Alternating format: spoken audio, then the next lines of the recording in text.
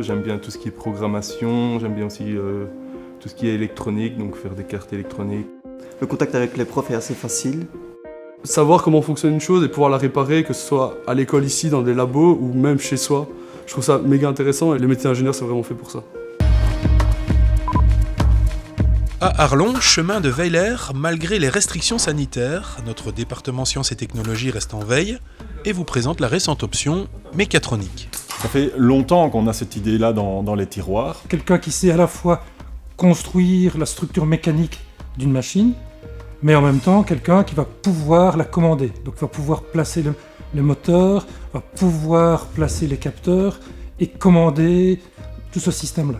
Ça peut être aussi bien des bâtiments qui actuellement sont hyper connectés, on va avoir des capteurs partout. On va pouvoir interroger ces capteurs même en étant à l'extérieur de ces bâtiments, mais ça peut être aussi en industrie où on va aller vers des usines qui sont de plus en plus intelligentes. L'orientation mécatronique permet effectivement de trouver une alliance entre différents thèmes de technologie.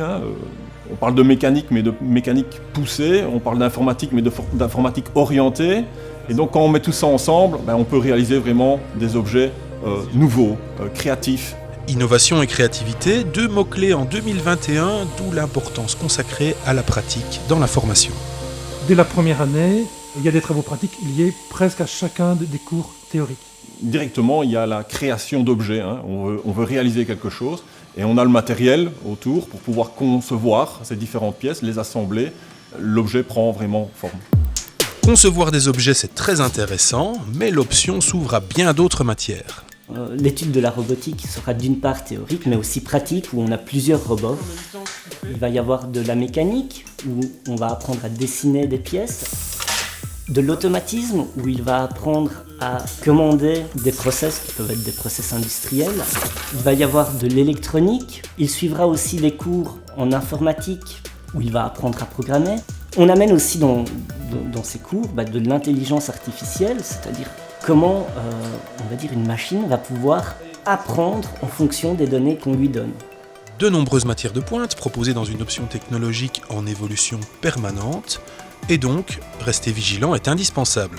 On est dans un domaine où les choses évoluent rapidement, et donc il faut se tenir à jour en permanence. Pour cela, notre jeune équipe pédagogique est certainement un avantage. Plus proche des besoins des étudiants, elle s'inscrit naturellement dans l'évolution technologique. En blanc, c'est les zones chaudes et en rouge, c'est les zones froides. Un des objectifs de notre orientation, c'est de pouvoir commencer à faire de la micro-robotique. Et là aussi, il y a énormément de potentiel. On va se mettre maintenant en thermique.